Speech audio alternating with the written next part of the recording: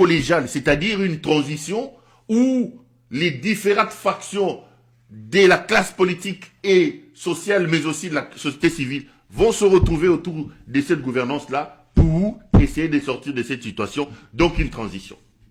C'est comme je vous dis, hein, c'est vraiment un papier qui m'a impressionné. Il finit avec Moussa Nyamwisi. Il reprend son avion, il atterrit à Harare, au Zimbabwe. Il est d'abord allé rencontrer le président Mnangagwa pour présenter ses civilités, et après, il va rencontrer Kabila au lounge présidentiel de l'aéroport d'Harare. Plusieurs heures de discussion avec Kabila. Kabila est formel. Pour lui, il est hors des questions. Et il a dit à Obasanjo, c'est des informations sûres que je vous donne. J'ai dit que je donne des informations et on reviendra sur les analyses après. Kabila a dit à Obasanjo que pour lui, le problème, c'est Tshisekedi. Et il ne conçoit pas la solution à la crise congolaise avec Tshisekedi comme partie prenante. Pour Kabila, le début de la solution à la crise qui secoue la République démocratique du Congo, le début à cette solution, c'est le départ de Tshisekedi. Il a égrené notamment tout le problème que pose Tshisekedi, la mauvaise gouvernance, les violations flagrantes des droits de l'homme et sa volonté à changer la constitution manifestée ouvertement l'année passée et en début de cette année, c'est-à-dire changer la constitution, toucher au pacte social qui fonde aujourd'hui la République, la nation congolaise. Pour Kabila, il est hors de question d'envisager une transition avec Tshisekedi parce que pour lui, le problème c'est Tshisekedi. Et Kabila a même fait savoir à Obasanjo que vous ne pouvez pas compter sur Tshisekedi qui vous dit une chose et quand vous sortez de la porte, il dit autre chose. Compter sur Tshisekedi, c'est chercher à attraper du vent. Il prendra des engagements qu'il ne respectera pas. Donc pour Kabila, le problème c'est Tshisekedi, il faut enlever Tshisekedi. Dès là, Obasanjo est arrivé à Kinshasa. Parce qu'il devait rencontrer Tshisekedi, mais Tshisekedi lui avait dit de venir après 18 h parce qu'il avait conseil des ministres. Donc c'était hier. Obasanjo est arrivé à Kinshasa aux alentours de 20 h, il a été reçu par Tshisekedi. Obasanjo a été clair auprès de Tshisekedi. Moi, j'ai eu vent des gens qui étaient sur place qui m'ont dit que ce gars a un franc-parler. Il a commencé son discours, son audience auprès de Tshisekedi pour lui dire, en lui disant, Monsieur le Président, je ne suis ni un flatteur ni un menteur. Et je vous parlerai comme ancien président de la République, ancien opposant historique de mon pays ayant fait la prison, ancien homme d'affaires ayant brassé des millions. Je préfère vous dire des choses tout droit. Vous perdez le contrôle de ce pays et le pays est hors contrôle. Il est temps d'arrêter ça parce que dans 2, 3, 4 mois, si on ne fait rien, le Congo va se transformer en Haïti. Ça, Obasanjo a dit à Tshisekedi. Et il a proposé à Tshisekedi, il a écouté Tshisekedi, il a proposé un dialogue. Il a dit à Tshisekedi, il est grand temps que vous ouvriez la situation dans votre pays, que vous rencontriez vos compatriotes et que vous alliez vers une transition où tout le monde va se retrouver dans cette transition-là. Et mes renseignements indiquent que Tshisekedi a accepté cette option. Tshisekedi a, d'une certaine manière, adhéré à l'option d'une transition avec Obasanjo. Et c'est donc tard dans la soirée qu'Obasanjo a quitté Kinshasa pour arriver à Lagos à 2 h du matin. Donc, regardez un peu cette journée marathon que cet homme a fait hier. Ça, c'est l'actualité. Laissez-moi aller en profondeur. C'est comme ça que vous voyez dans le titre, j'ai dit, vers une transition, Tshisekedi acquiesce, donc adhère, Kabila boude.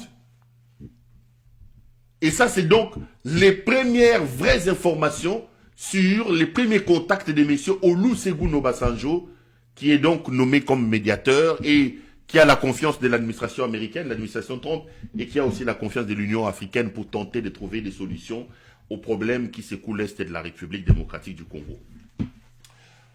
Les amis, si stratégiquement, aucune des parties ne peut donner l'impression qu'il est belliqueux, parce que je sais qu'après il va aller à Goma rencontrer Nanga et les autres, il est donc normal que sur le plan de la diplomatie, lorsque vous avez des ennemis, lorsque vous avez des partenaires, des pays étrangers, qui se montrent soucieux, qui veulent apporter leur contribution pour aider votre nation en problème, la logique voudrait donc que vous vous montriez, je veux dire, adhérent au processus. Il ne faut jamais en diplomatie, lorsqu'il y a la guerre, donner l'impression qu'on est belliqueux et donner l'impression de fermer les oreilles à l'ouverture des débats et des négociations. Donc, ce qu'Obasanjo fait, c'est le plan diplomatique. Mais je vous donne maintenant les dessous des cartes. Tout le monde sait qu'aujourd'hui, Tshisekedi est un mouton. Tshisekedi n'est pas un homme d'État. Tout le monde sait qu'aujourd'hui, le problème du Congo, c'est M. Tshisekedi. Et dans la sous-région et à l'étranger, tout le monde est convaincu que Tshisekedi est le véritable problème. Je vais d'abord aller sur le plan du dialogue. Ce sera une grosse erreur que d'aller dans un dialogue et de faire aboutir un dialogue avec Tshisekedi, quand on sait que Tshisekedi ne respecte pas ses engagements. Vous pouvez faire un Sun City, vous signez des accords avec Tshisekedi. Pero Louara, oui, tu as une amnistie, Banda Kubazongisi. Franck Diongo, tu as une amnistie, Banda Kubazongisi. Kabila, tu as une amnistie. Vous rentrez au pays, vous tous. Le lendemain, Tshisekedi change d'avis, on commence à vous arrêter. Tshisekedi, ce n'est pas un homme à faire confiance. J'étais en train de rigoler avec quelqu'un. Je vais vous donner deux informations. La première, la veille ou avant les élections de 2018, de 2023, les dernières, Tshisekedi envoie un émisseur m'appeler. Il m'appelle, il me dit, écoute, je t'appelle au nom de ton frère, tout ça. Ok, Babo Yaroyokate. On discute, on discute. Écoutez, il est temps que Ezalandenge ya Mboka, Ezalandenge ya Nation, que tu t'es réconcilié avec ton grand frère. Voilà les propositions, voilà les propositions. On t'assure ta sécurité, tu rentres au pays. J'ai su après qu'il voulait utiliser mon retour comme, je sais pas moi, comme un trophée, se montrer un homme des pères. Regardez d'ailleurs, à la veille des élections, Perrault est rentré. J'ai dit à cet homme, aussi longtemps que Tshisekedi sera président de la République, moi, Perrault, au pays, oubliez ça. Aussi longtemps que Tshisekedi sera président de la République. C'est un homme qui ne respecte rien. Et ici, je vais attirer l'attention de tout le monde. Vous irez dans un dialogue avec Tshisekedi. Vous prendrez des engagements avec Tshisekedi. Vous rentrez dans ce pays où vous avez des voyous comme John Chibangu, des bandits comme Daiwel, Christian Daiwel, des fous comme Franck Ntombabwa Munda, des fous comme Chikon Mutambasi, c'est Chikon Tambasi, c'est Ntabala. Des gens qui contrôlent encore la sécurité, qui ont des armes. Tshisekedi peut organiser des assassinats, il parle d'un assassinat crapuleux. Bolali Bolamouki balekake pas Franck Diongo Bakuti à Koufi. Bolali Bolamouki balekake pas Mutubo Bakuti à Koufi. Il va parler d'un assassinat crapuleux. Il s'effondre dans un communiqué en disant, écoutez, la République condamne Bogosa Lenini. Ce n'est pas ces gens de la communauté internationale qui assureront votre sécurité. Ils ont d'autres exigences. Où est Chéribe Okende? Moi, aujourd'hui, je suis scandalisé que Kabila, pour peu, subissait la foudre de la communauté internationale. Kabila, pour peu, avait des sanctions des États-Unis. Mais vous avez un fou qui est fait pire qu'à l'époque de Kabila, qui tue plus qu'à l'époque de Kabila, qui vole, qui pille plus qu'à l'époque de Kabila, mais qui n'a pas de sanctions.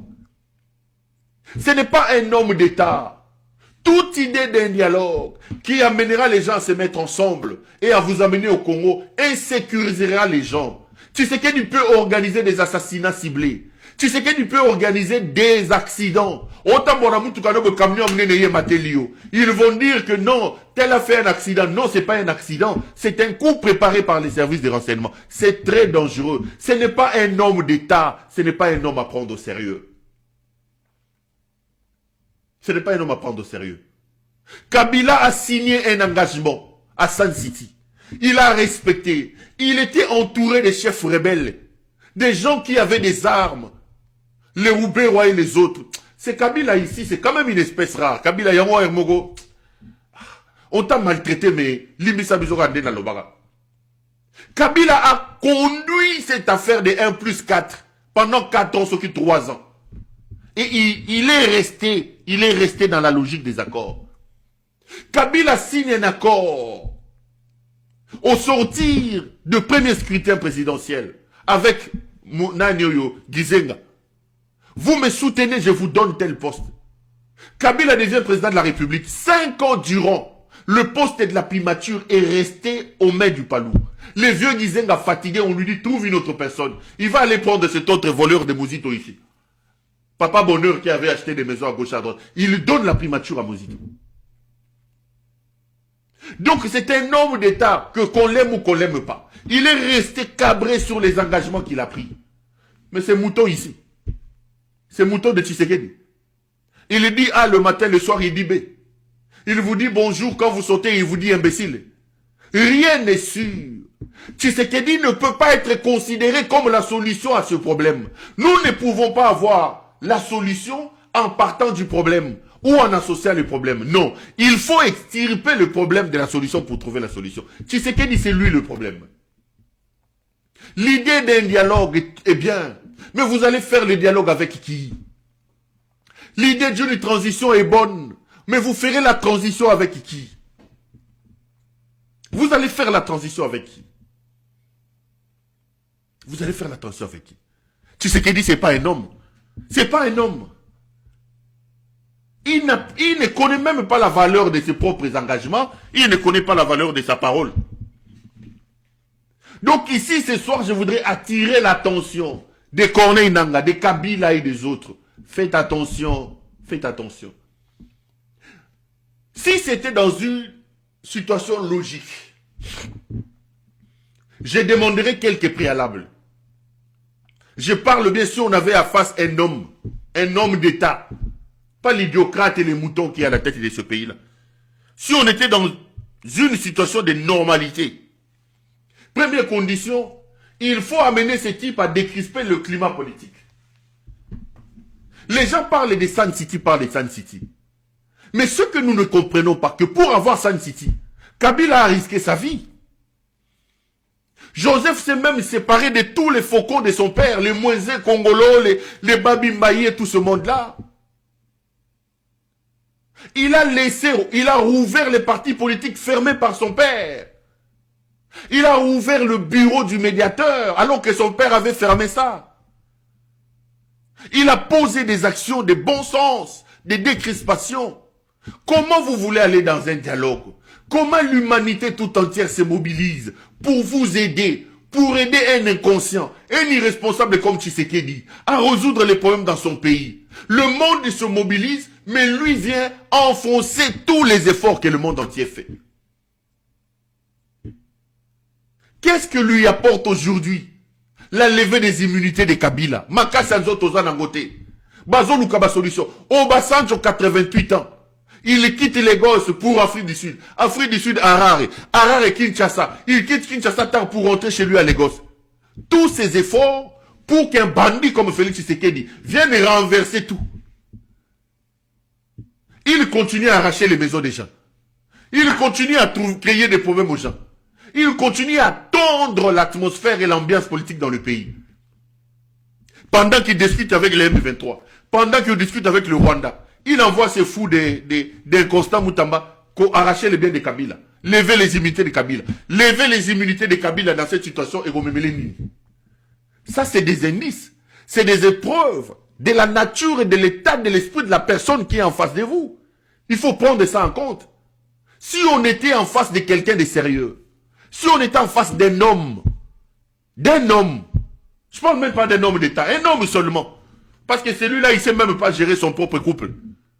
Il coupe les soutiens de sa femme ici. Il laisse sa femme, la TikTokeuse, faire n'importe quoi. Si on était en face d'un homme, la première des choses, il faut décrisper le terrain. Les gens qui sont condamnés à mort, les gens qui sont ceci, levez ces condamnations-là. Des condamnations idiotes qui ne tiennent sur base de rien. Levez ces condamnations-là. Ceux qui ont vu leur maison être pris, ceux qui ont vu leur bien être détruit, remettre les biens des gens, dédommager ces gens-là pour qu'ils reconstruisent leur maison. Première étape. Deuxième étape, si on était dans une situation de normalité, s'assurer que Tshisekedi ici peut être contrôlé. C'est-à-dire, vous créez des conditions pour qu'il y ait des structures importantes qui contrôlent Tshisekedi. Si il advenait que Tshisekedi prenne les engagements, qui sont les structures qui verront que Tshisekedi applique ces engagements-là? Donc les accords doivent signer devant les sages comme Obasanjo, mais il faut aussi mettre en place des mécanismes comme le SIAD. À un moment donné, rappelez-vous dans ce pays qu'il y avait une structure des Nations Unies qui s'appelait le SIAD, pour contrôler, pour vérifier. Tshisekedi, il faut vraiment mettre à côté les SIAD, parce que c'est un homme qui ne respectera rien, alors rien les amis. Aller dans un dialogue avec Tshisekedi, créer un gouvernement d'union nationale avec Tshisekedi, c'est une perte de temps. C'est un mouton, un bandit, c'est un voyou qui ne respecte pas ses engagements. Un fou qui ne connaît pas la valeur de sa parole comme homme et comme président de la République. Et aller dans une discussion et prendre des engagements avec un tel type, c'est perdre le temps. C'est perdre le temps. Alors qu'est-ce qui nous reste, Pérou? Ce qui nous reste, c'est de faire une lutte armée contre Tshisekedi. Ce n'est pas la première fois que je l'ai dit. Le seul langage que Tshisekedi peut entendre, la seule voix que Tshisekedi écoute, c'est la voix de la force. Les amis, que vous le vouliez ou pas, si Nanga n'avait pas pris Gomba, si Nanga n'avait pas pris Bukavu, on aurait déjà eu une autre constitution. Il vous a dit qui peut m'empêcher moi. Et il a annoncé qu'au début de cette année, il mettrait en place une commission. Je vous annonce que la constitution était déjà rédigée. Tout ce que Tshisekedi faisait, c'était de la formalité. C'est donc la force qui a empêché Tshisekedi d'aller changer la constitution. Le seul langage que ces fous peuvent comprendre, c'est le langage de la force. C'est le langage de la force. Vous ne pouvez pas croire que Bogofanda Tshisekedi, Boyokani, Bosali Makamba Malonga et que Tshisekedi va respecter. Non, non. Bokozonga na mboka na Akobo Mabino. Akobo Mabino. J'étais heureux, j'ai vu Nanga dire dans une interview que le peuple ne veut rien entendre le peuple ne veut rien entendre des